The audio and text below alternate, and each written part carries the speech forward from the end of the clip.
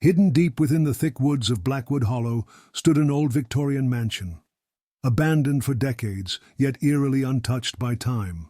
The locals called it Whispering Hollow, not just for the wind that howled through its broken windows, but for the voices that some swore they heard when passing by after dark. No one knew who had built it, and records of its existence seemed to vanish into thin air. The only certainty was that those who entered never spoke of what they saw inside. Some claimed they had glimpsed figures watching from the windows, while others told hushed stories of hearing their own names whispered in the night. When aspiring journalist Rachel Thompson arrived in Blackwood Hollow, she dismissed the legends as mere superstition. She had always chased the truth, and a supposed haunted house was the perfect subject for her next article. Determined to prove there was nothing but dust and shadows inside, she convinced her best friend, Ethan, to accompany her into the house at midnight.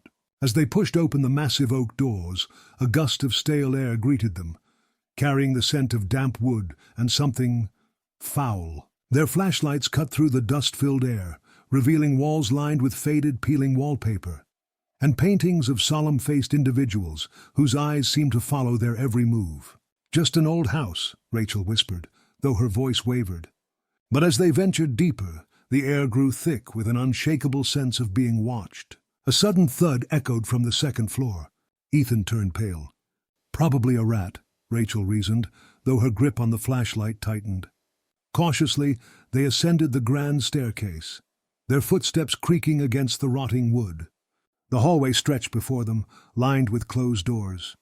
Then they saw it. At the very end of the corridor, a door stood slightly ajar, a faint golden light flickering within. "Someone's been here," Ethan muttered. Rachel hesitated, then pushed the door open. Inside was a lavish study, completely untouched by decay. A grand mahogany desk sat in the center, its surface gleaming as if freshly polished. Bookshelves lined the walls, each book pristine despite the rest of the house's neglect. On the desk, a single candle flickered beside an open journal. Rachel stepped forward, her eyes scanning the words scrawled in frantic handwriting. "The house is listening.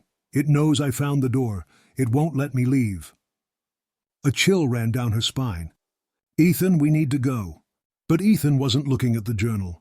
He was staring at the bookshelf. "Rachel," he breathed, "look at this." One book stood out among the rest, pristine leather, embossed with the same strange symbol as the journal. Without thinking, Ethan reached for it. The moment his fingers brushed the spine, a low groaning sound rumbled through the walls.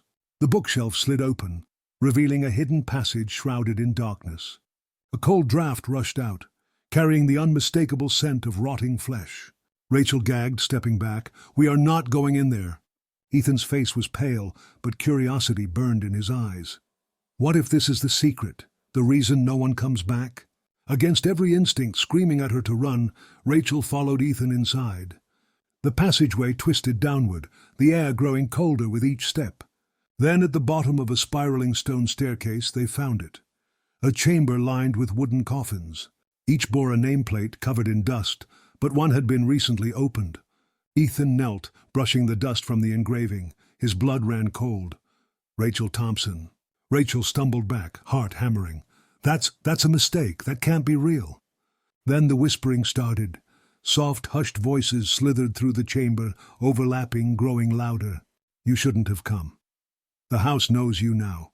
It will keep you." The lid of the open coffin creaked as it began to rise. Rachel screamed, grabbing Ethan's arm. "Run!"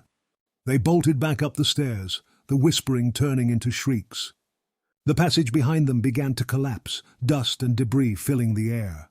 Bursting into the study, they scrambled through the house, the walls warping, shifting, closing in. The front door loomed ahead, only it was no longer open.